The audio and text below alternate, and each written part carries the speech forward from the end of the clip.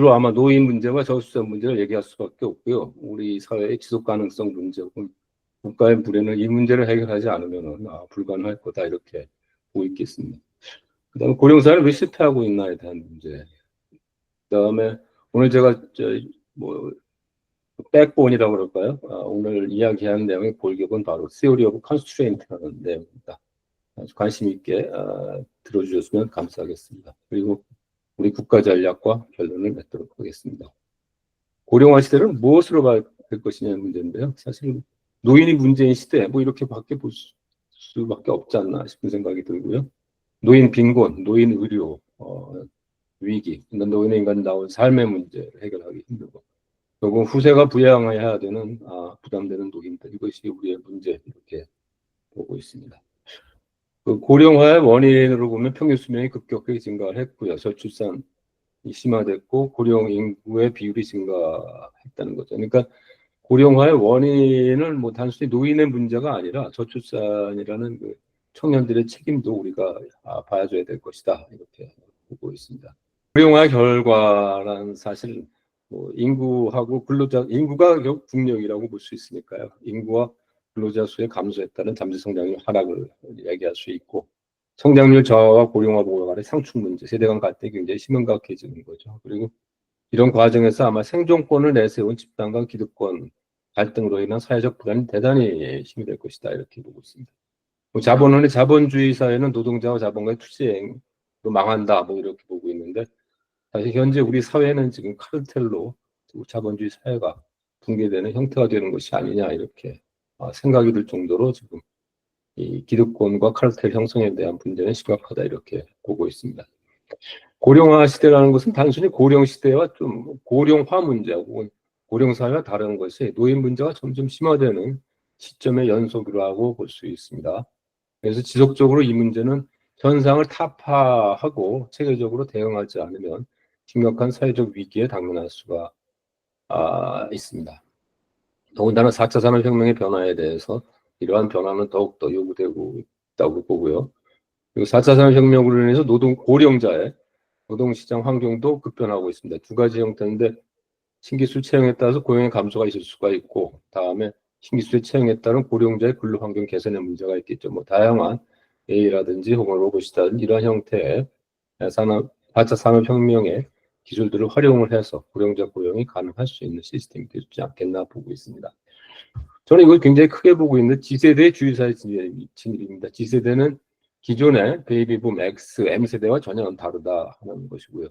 뭐 최근의 연구에 따르면 G세대는 전혀 전반 앞세대에게 배운 경험들이 없습니다. 스스로 성장하고 스스로 자라나는 사회라고 볼 수 있겠죠. 그래서 이들의 특성은 뭐냐면은 정체성, 자유, 선택의지, 진정성, 소속감, 협업, 다양성, 형평성, 포용성에 대한 열정이 대단히 강하다 이렇게 보고 있습니다. 그래서 특히 신념으로 봤을 때는 정신적, 정서적 건강의 중요성하고 더 나은 사회를 가져야 된다는 그런 신념을 가지고 있는 세대입니다. 그게 지금 최근에 제가 의대 정원 문제를 보면서 이러한 성격들이 아주 적나라하게 나타나고 있는 것 같아요. 그래서 우리가 이 G세대를 어떻게 올바른 세대로 키워나갈 것인가에 대한 고민을 해야 되는 것이 우리 사회의 이슈라고 보고 있습니다. 그래서 이제는 관점의 변화가 필요하다고 보는데 이제는 단순히 노후 문제에 정책을 냈다고 끝나는 것이 아니라 끊임없이 개인의 노후 안정을 위한 정책 프로세스를 개발을 해야 된다고 보고 있습니다. 그래서 공무원 사회의 애국심, 특히 책임감이 강화돼야 된다고 보고 있고요. 지난 문정부 부터 최근까지 해서 공무원의 직권유남이라든지 적폐청산이나 이런 것들은 반드시 폐지돼야 되고 이렇게 함으로써 공무원들의 애국심 그리고 우리 사회에 대한 책임을 강화해 줘야 되지 않겠나 보고 있고요. 그 다음에 국회의원의 의원 입법이 지금 뭐 수천 개, 수만 개씩 나오고 있는데 이제는 정부가 입법을 강화하는 형태로 바뀌지 않으면 이러한 정책 프로세스는 더 이상 개선될 수 없다 이렇게 보고 있습니다.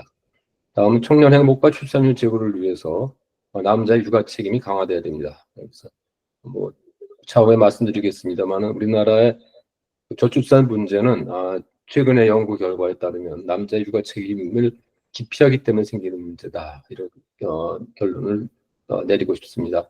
다음은 정년 폐지를 통해서 노인 노동시장을 정책을 해야 된다고 보고요.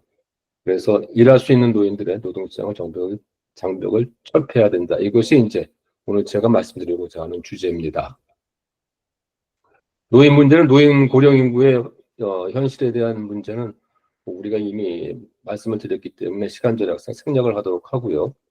인구 추이에 있어서 현재 그 65세가 지금 노인 인구로 되어 있는데 65세는 1888년 그러니까 비스마르크가 노인을 대한 정의를 65세로 한 이후로 지금까지 변하지 않은 거죠. 그래서 우리는 이제 이 노인에 대해서 개념도 이제 70세를 바꿀 수 있다면 2024년 뭐 총인구 대비 노인 비중이 12%로 줄어든다.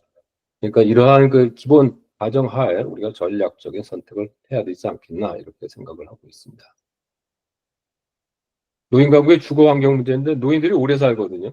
과거에는 이분들은 이제 안 계신 분들인데 안 계신 분들일 것 같은데 이분들이 집을 다 많이 차지하고 있죠.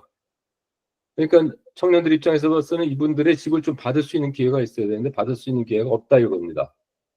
그래서 이러한 노인의 주거 문제를 우리가 앞으로 심각하게 고민해야 되고 이 주거 문제는 특히 우리 경기와도 밀접한 관련이 있기 때문에 이에 대한 대비가 필요하다고 보고 있습니다.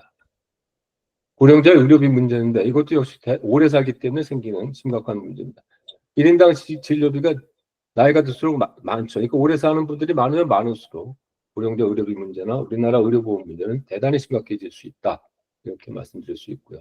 이것이 이제 최근에 1인당 노인 의료비의 변화인데 85세 이상이 과거에는 오히려 줄었습니다. 2010년 이전으로 보고 있는데 2000대 초 이때가 줄었는데 이게 2016년 14년 들어가면서 확 늘어버려요. 반면에 청년들의 혹은 아동들에 대한 노인 의료비는 그렇게 늘지 않았습니다. 문제는 이 문제를 해결하지 않으면 우리 노인 인구, 노인 부담과 그 다음에 국가 경제력의 낭비까지도 저는 심각하게 보고 있습니다. 왜 노인들의 문제가 되느냐 하는 것인데요. 65세에서 노인이 건강하다고 생각하는 비율이 OECD 거의 하위에 속해 있습니다.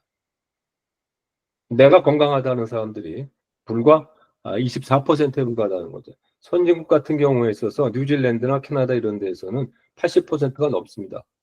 당연히 우리나라 의료비는 급증할 수밖에 없다. 이렇게 보고 있고요. 그럼 왜 이런 문제가 생기느냐? 병원에 많은 노인들이 전부 다 병상을 차지하고 있죠. 그래서 거기에서 고급 의료를 다 받고 있습니다. 병상 사망자 비율이 우리나라가 제일 높습니다. 다른 나라는 병원 가서 죽는 비율이 30%, 뭐 OECD 평균 40%밖에 안 됩니다. 그러니까 우리나라 지금 의료 시스템이 얼마나 지금 노인들의 의료비 부담을 많이 하고 있는지에 대한 아주 근본적인 원인이 되고 있고 이러한 시스템 혹은 건강보험 시스템을 바꾸지 않으면 굉장히 힘든 사회적 갈등을 겪을 수 있다 하는 얘기예요. 그러니까 젊은 사람들이 더 이상 나는 노인들의 의료비를 더 이상 부담하지 않겠다. 당신들이 알아서 하세요. 했을 때 생기는 문제들입니다. 결국 사회적 갈등, 사회적 불안으로 이어질 수밖에 없습니다. 분원으로 보면 저출산의 원인인데요. 이게 이제 최근에 그 노벨 경제학상을 받은 골든 교수가 최근에 발표한 논문의 내용입니다. 우리나라는 완만하게 감소한 나라들이고요. 이 나라들은 대단히 빨리 감소한 나라인데 우리나라는 여기에 있다가 여기에 들어오고. 그러니까 거꾸로 얘기하면 우리나라의 인구가 제대로 교육을 받아서 국가 경제에 희생을 했다. 공헌은 희생이 아니라 공헌이죠. 공헌을 했다. 이렇게 보고 있고요. 또 한편으로는 이 골든의 결론은 뭐냐면은 남성이 적극적으로 유아에 대한 시간과 참여에 대한 신뢰가 없으면 커미트먼트를 하지 않으면 출산율은 개선되지 못한다. 여자들은 출산을 기피하고 있고 왜냐하면은 우리가 보듯이 이것이 이제 그 자녀 페널티거든요. 자녀를 가졌을 때 우리나라는 이만한 여성들의 페널티를 낳습니다. 그리고 갈수록 높아지지 않습니다. 미국은 살짝 감소했다가 이것이 끝까지 가죠. 일본만 해도 자녀를 가졌을 때 여성들이 받는 페널티는 이렇게 그냥 상당히 줄여들고 있습니다. 중국은 거의 없습니다. 스웨덴 없고 프랑스 없습니다. 이러한 형태로 봤을 때 우리 사회 구조가 지금 얼만큼 시스템 지속 가능하지 않은지 거꾸로 얘기하면 이에 대한 노력이 필요하다 이렇게 말씀드릴 수 있습니다. 우리나라가 지금 이거는 이제 단순히 보시면 되겠는데 저출산의 그 차일드 페널티를 국가로 본 것입니다. 그래서 스웨덴 같은 경우는 0.1이고요. 지표상으로 봐서 우리나라는 50%, 0.5 수준에 이르고 있습니다. 5배가 넘습니다. 또 하나 이제 케빈 이분이 이제 우리나라의 클레빈 교수가 내린 결론은 뭐냐면은 자녀 페널티는 저출산과 직결된다. 우리나라는 결혼 페널티, 가정 페널티 모두 다 높습니다. 다른 나라보다. 그래서 저렴하고 양질한 보육 서비스, 양육 휴가 확대하고 유연한 근무 방식, 가족 친화적 기업 문화를 조성하지 않으면 뭐 일종의 그 글래스 실링이죠. 이런 문제들을 타파하지 않으면 안 된다. 이런 결론을 내리고 있습니다. 또 하나는 이제 결혼율 하락에 대한 문제인데요. 결혼을 해야 애를 낳는다고 가정을 했을 때 이 문제는 결과적으로 여기에서 결혼을 했을 때 그 자녀들이 받는 베네핏이 굉장히 크다 이런 얘기죠. 그래서 이혼이 편부모에서 양육된 자녀는 대물릴 가능성이 높습니다. 그러니까 편부모에서 나온 자녀들은 계속 어려운 경제 생활을 이어갈 수 있다 이렇게 얘기를 하고 있고요. 그래서 결혼이 더 평등한 미래를 향한 우리의 최선의 길임을 주장을 하고 있습니다. 세계에서 가장 행복한 나라가 뭐냐 이런데 이건 이제 월드뱅크 해피니스 리포트의 결과인데 우리는 한국이 58입니다. 그래서 뭐 낮은 수준이죠. 뭐 어떻게 말씀드리면은 그래서 세계 기준이기 때문에 뭐 베트남 뭐 이런 나라들보다 우리나라가 여기 있거든요. 그러니까 인디아 뭐 이런 나라들보다 우리가 그 해피 기준가보다 이런 나라들보다 해피니스 수준이 낮은 보는데 여기서 이제 내린 결론이 뭐냐면은 행복한 국가의 특징이 뭐냐 여성 차별이 없는 국가입니다. 자살률이 낮은 나라입니다. 소득이 높은 나라입니다. 그리고 친구들과 외식 비율이 높은 나라들 이런 나라는 행복 국가고요.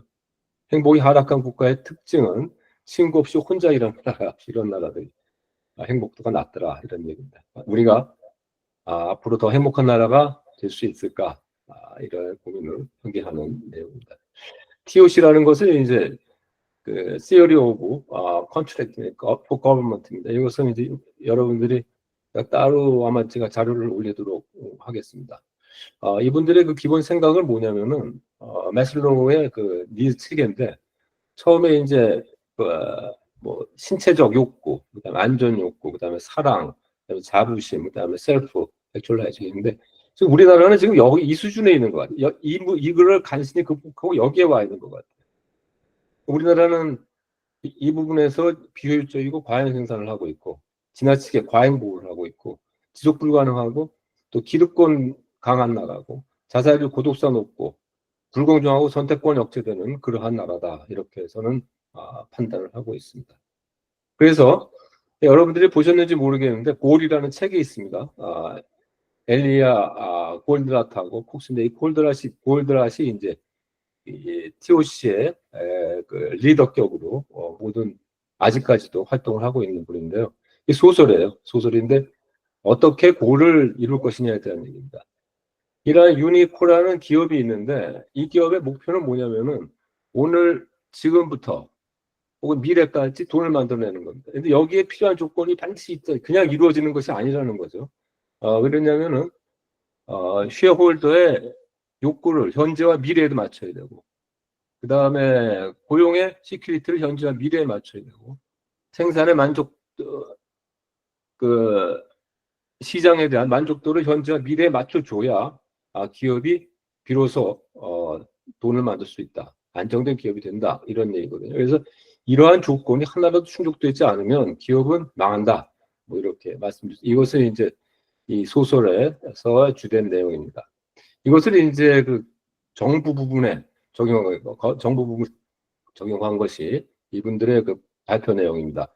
알프레도 미쿠스하고 마이클하고 기도 이 세 사람이 그 세미나에서 발표한 내용이고 이 내용이 이제 그 여러분들이 유튜브에서 볼 수 있는 내용입니다. 이 사람들의 내용이 뭐냐면 이익 증대, 신속한 개선, 향상된 용량, 리타임 단축 이러한 문제를 해석을 해야 되는데 정부에 대입을 하면은 이익 증대라는 건 정책 비용 취소하잖아요. 신속한 개선은 서비스 신속한 적응을 시켜야 되고 향상된 용량이라는 것은 국민들에 대한 질적, 양적 혜택을 만족시키고 리드타임 단축이라는 것은 사회조정 기간을 축소하고 병목 현상을 제거하는 문제 이런 것들이거든요. 그래서 이것이 하나의 프로세스입니다. 목표가 있으면은 그 목표 제약 조건을 식별하고 제약 조건을 압박하고 그다음 외적 자원으로 제약 조건을 지원하고 그다음에 제약 조건 해소를 효율성을 검증해서 다시 개선 프로세스를 반복하는 이러한 것들을 이야기를 하는 겁니다. 그래서 이것이 이제 이 사람들이 만들어낸 그 에이징은 아니고요. 그냥 골치 오브 거버먼트고 거버먼트 그 부분에 옆에 붙인 것이 이제 제가 그 에이징을 위해서 어떠한 골추리가 만들어져야 되는지를 말씀드린 건데요. 결국 우리의 목표는 에이징 소사이티를 플러리싱하는 거죠. 풍족하게 만드는 겁니다. 그러기 위해서는 가장 기본적인 조건이 뭐냐면은 건강한 그 인터내셔널 세대 간 관계가 형성이 돼야 되겠죠. 아무리 청년들이 G세대가 난 노인 못 모셔 하면 얘기가 끝난다는 얘기가 됩니다. 아무도 이 문제를 해결할 수 없다. 이것을 빨리 해소를 하고 그 다음에 이제 이 세 가지의 necessary condition인데요. necessary condition에서 그 에이징 문제를 해결하기 위해서는 당연히 financial stability가 있어야 되겠죠. 소셜 서비스가 있어야 되겠죠. 그래야 그 다음에 그 요람에서 무덤까지라는 그러한 그 확신을 줘야 비로소 그 에이징 소사이티가 지속 가능하다 이렇게 보고 있고 여기에는 이제 놀랍게도 이 사람들이 얘기하는 것은 물적 자원에 관련된 문제입니다. 그래서 내셔널 디펜스 저는 그렇게 보고 있고요. 그 다음에 시장 경제를 해결할 수 있는 능력 그리고 맨 밑에는 이제 외교력으로서 동맹과 그 다음에 세계 질서를 어떻게 할 것이냐 이민 문제를 어떻게 할 것이냐고요. 놀랍게도 여기에 스트롱 거버먼트를 가지고 있습니다. 그러니까 이 문제를 해결할 수 있는 능력이라는 것은 스트롱 거버먼트 싱크탱크가 존재해야 된다는 얘기입니다. 그래서 저도 굉장히 그 좋은 스트럭처고 그 다음에 우리가 황량한 공약이라든지 황량한 정책에 나왔을 때 이러한 조건을 만족시킬 수 있는 것을 점검을 해서 그 공약의 허구성을 입증하는 하나의 절차로 삼았으면 좋겠다는 것이 제 생각입니다.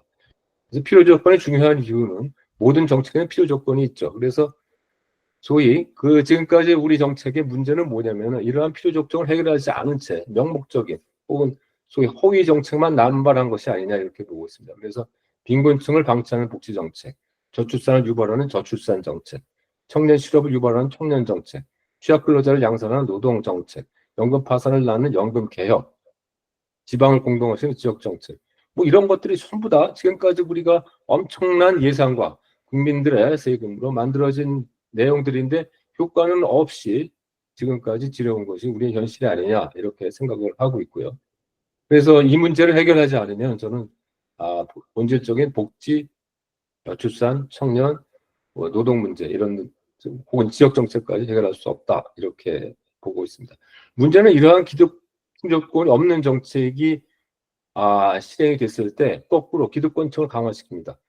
기득권층은 필요 조건을 충족하지를 원하지 않습니다. 그렇겠죠. 자기의 쉐어가 없어지니까요. 그래서 오히려 기득권과 진입장벽을 강화함으로써 이익을 극대화합니다. 국민연금 개혁 같은 경우에 있어서는 수급 대체율 인상을 한다든지 보험료를 인상을 한다 하고 있는데 청년 추축은 불확실하죠. 왜냐하면 아까 말씀드렸듯이 이러한 조건도 충족시키지 않거든요.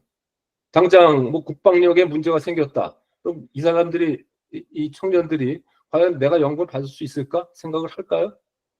우리나라 국방력이 약해졌는데 과연 그 파이낸스 스테빌리티가 보장이 되지 않는데 청년들이 국민연금 보험료 낼까요? 안 내겠죠. 실제로 이 국민연금이라는 것은 60년의 기간을 타겟하는 거잖아요. 40년 내고 20년 받고 이렇다면은. 그런데 60년 동안 프로젝트를 어떻게 단순히 하나의 지표 몇 개 바꾼다고 해서 그 제도가 지속 가능할 거라고 생각을 할 수가 있겠냐 이런 얘기입니다. 그래서 연금개혁 사례를 한번 들어봤습니다. 이러한 그 가정하에서 정책개발 능력, 강력한 정책개발이 있었는데 대안이 부재하잖아요. 정부 구성의 필요 요건, 국가 외교력의 강화인데 국가 부채 증가하고 하이퍼 인플레이션하고 동맹들도 엉뚱한 데 가서 동맹 맺자고 그러고 있고 글로벌 시장 참여에 있어서는 연금 기금 증식이 불가능할 것이고 이민 정책에서는 인구 감소하니까 보험료 수입 충당이 불가능합니다. 자원과 인력이 필요 있으니 국방력이 약화되면 연금 지급이 불가능해지겠죠. 자유시장 경제가 강화돼야 되는데 성장률이 저하되면 연금 부분의 베이스가 감소합니다. 등등 해서 실질적으로 우리나라 국민연금은 처음부터 다시 시작을 해야 되는 상황에 당면한 것이 아니냐 이렇게 보고 있습니다. 지금과 같이 만약에 이러한 문제가 지속되지 않은 상태에서 국민연금 개혁이 이루어졌을 때에는 기득권 세력의 장벽만 두터워지고 개혁은 더 불가능해집니다. 청년들은 국민연금의 지속 가능성에 더 회의적이고 이에 대한 수단을 다른 수단 부정적인 모르겠습니다. 민간 연금이 됐다면 사적 연금이 되었다면 좋겠지만 그렇지 않은 방향을 쓸 수도 있다 이렇게 보고 있습니다. 그래서 이제 국가 전략에 관련된 문제인데요. 어떤 정부가 국민을 위한 정부냐, 트루 데모크라시, 오토크라티한 거버먼트 무엇을 선택할 것이냐에 대한 얘기인데 저는 좀 이상하게 생각을 했어요. 왜 데모크라틱 거버먼트라고 얘기를 하지 않고 이 사람들은 왜 트루 데모크라시라고 얘기를 하고 오소리테리한 거버먼트인가라고 처음부터 의심을 가졌습니다. 근데 문제는 데모크라틱 거버먼트라는 건 정부가 바뀌잖아요. 국민의 뜻에 따라서 진정한 민주주의는. 오소리테리한 거버먼트는 절대 바뀌지 않습니다. 권위적인 국가는 절대 안 바뀌죠. 소련이 그렇고 중국이 그렇고 북한이 그렇고 베네수엘라가 그렇고 미얀마가 그렇습니다. 트루 데모크라시라는 것은 국민의 선택의 정부에 따라 정부가 바뀌죠. 그리고 이 데모크라시는 리버럴리즘이 기본 정신이고요.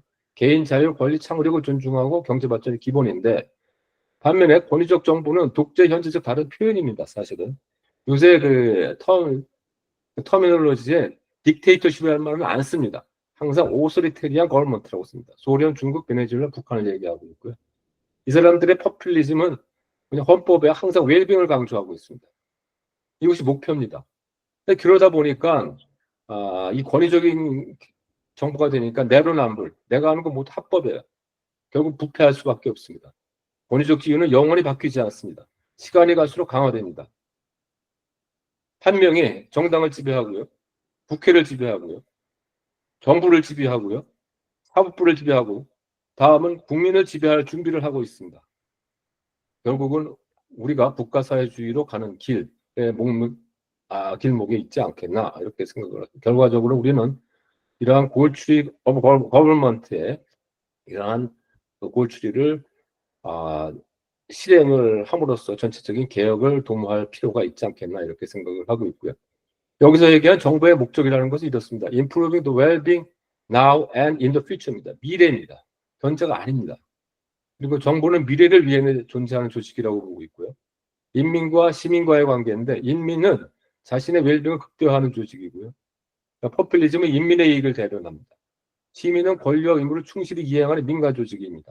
그래서 정치는 결국 인민과 시민과의 투쟁, 지금 저희들이 보는 모습과 같은 것이 아닌가 이렇게 보고 있고요. 그럼 과연 정부는 누구의 편이 되는가에 대한 질문을 심각하게 드리고 있습니다. 우리나라 국가 전략의 평가를 하면 현재는 기득권의 갑질이죠. 엔더 퓨처가 없습니다. 그리고 반복적으로 명분뿐인 미래 전략을 가지고 있고요. 결국 예산 낭비로서 비용 증대를 목표로 하는 비용 형태 극대화와 진입장벽을 낳는 규제만 강화하고 있습니다. 왜 이런 현상이 나타날까?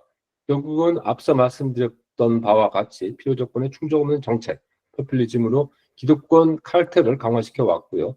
합법적인 부패 고리를 형성하고 있습니다.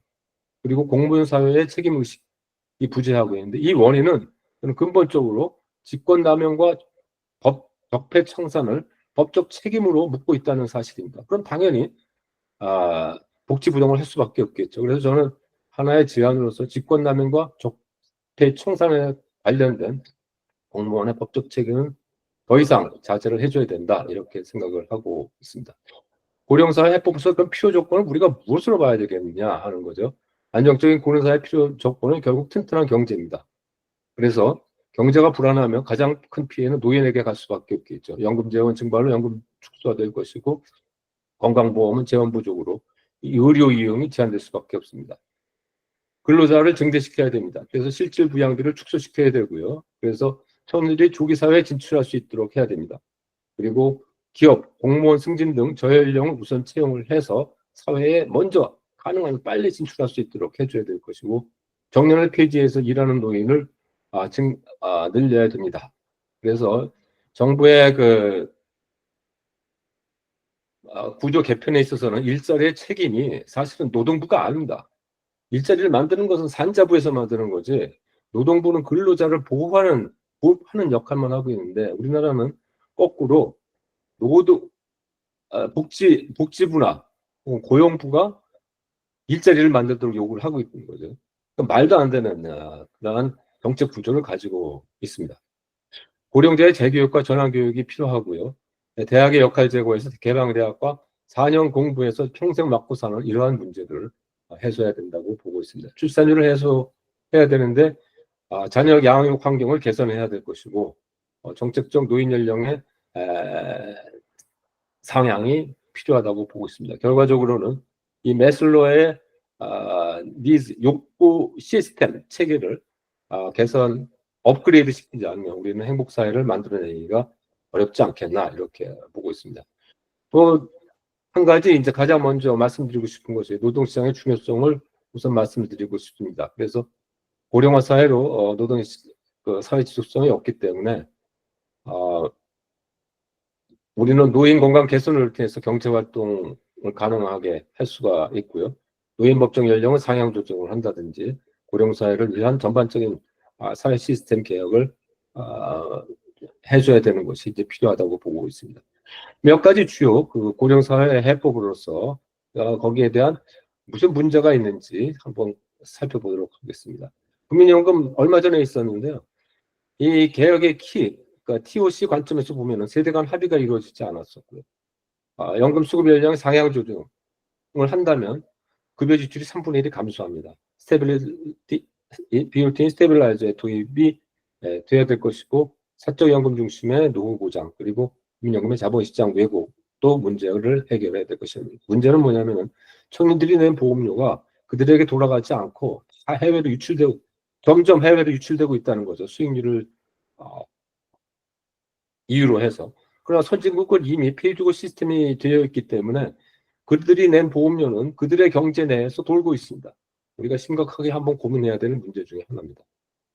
노인 연령 상향 조정에 있어서 필요 조건은 뭐냐? 노인 연령 상향 조건만 필요한 것이 아니라 노인 일자를 보장을 해야 되겠죠. 정년 폐지하자, 연장하자. 여기에 대한 필요 조건은 뭡니까? 기업이 투자 촉진할 수 있도록 만들어줘야 되지 않을까요? 주택자의 유동화 주택연금 문제도 주신의 유동화를 통해서 노인의 빈곤율을 낮출 수가 있는데 그거 못하고 있는 거죠. 노인들이 집을 다 가지고 있으니까요. 그래서 결과적으로는 청년들의 가용주택이 감소하고 있으니까 우리가 앞으로 해야 될 문제는 노인연금의 문제가 아니라 노인들이 살 수 있는 이주주택으로 할 수 있는 다운사이징을 할 수 있는 시스템을 만들어주지 않으면 노인 빈곤 문제는 결코 해결될 수 없다, 이렇게 보고 있고요. 장기 노령보험에 있어서도 무엇이 해결돼야 되냐면은 사망신고에 불편하면서 병원에서 다시 죽고 있잖아요. 노인시설이 부족하고요. 또 노인 의료를 청년들이 부담하고 있습니다. 이러한 조건들을 해결하지 않으면 장기 노인 요양보험도 해결할 수 있다. 지방정책은 또 뭐가 문제입니까? 왜 지방정책을 해야 되는 이유는 컨제스천 문제를 해소하기 위해서 청년 가계 밀집 비용을 억제해야 되거든요. 근데 이것을 위해서는 어떻게 해야 됩니까? 상위권 대학들 지방 가야죠. 건강보험 재정자치단체 건강보험을 광역자치단체별로 재정을 분리하면 지방 대형 병원이 활성화되지 않습니까? 그래야 소위 지방정책이 해결될 수 있는 것인데, 단순히 공기업을 해외 지방으로 내려보낸다고 해서 지방이 발전하는 것은 아니다. 오히려 거기에 따른 비용만 낳고 또 다른 형태의 기득권 세력이 생기고 또 다른 형태의 이익 집단이 생길 수밖에 없다, 이렇게 말씀드릴 수 있습니다. 이상의 말씀을 이제 간단히 결론 관점에서 말씀드리겠습니다. 국가정책의 문제점입니다. 미래가 없다, 이런 얘기입니다. 그리고 고령화에 대한 많은 정책과 예산에도 불구하고 정책적 제약을 해소하지 못해서 저는 거의 실패했다, 이렇게 저는 보고 있습니다. 필요 조건을 충족시키지 못하면 어떤 정책 목적을 달성할 수가 없고요. 소위 빈곤층만 얘기를 해도 기초연금과 기본소득, 그 다음에 지방 이제 지역 상품권, 이건 배급제 사회로 가는 시작입니다. 우리가 지금부터 조심을 하지 않으면 중요한 토픽 중에 하나고요. 저출산 청년 노동정책 인벌 문제는 앞서 말씀드렸고요. 결과적으로 우리나라의 복지 정책의 특성은 예산을 통한 현금 지원, 양적 지원 확대, 관련 산업의 수혜만 극대화하고 있다. 관련 종사자 카르텔을 형성하고 있다. 뭐 이러한 문제들을 가지고 있고요. 결국 국가 정책의 실패는 우리나라 윤 대통령도 말을 하고 있지만 기득권을 공고히 하고 효과의 지속 가능성이 없는 것이기 때문에 이를 철저하게 배격을 하지 않으면 안 되는데, 문제는 기득권을 깨는 때 필요한 필요 조건이 전혀 만족되지 못했다는 데 문제가 있겠죠. 거꾸로 말씀드리면 청년 정책과 노동시장 관련되는 문제를 말씀드리겠습니다. 저는 고령화 시대의 정책은 청년 정책입니다. 고령사회는 노인만 많은 사회죠. 그래서 노인만 많으면 누가 노인을 부양할 것이냐는 얘기입니다. 그래서 결국 청년이 잘 살아야 노인 부양이 가능하고요. 청년에게 기회를 보장하고 노인이 양보하는 것은 필수입니다. 생존권을 주장하는 중고령 민노총 청년 정책의 장애물이다, 이렇게 보고 있습니다. 노동시장에서 노동시장의 폭을 확대해줘야 된다. 조기교육 졸업 후대 봉사교육비를 절감할 수 있고요. 조기 사회 진출하면 군복무와 사회생활 병행을 해줘야 됩니다.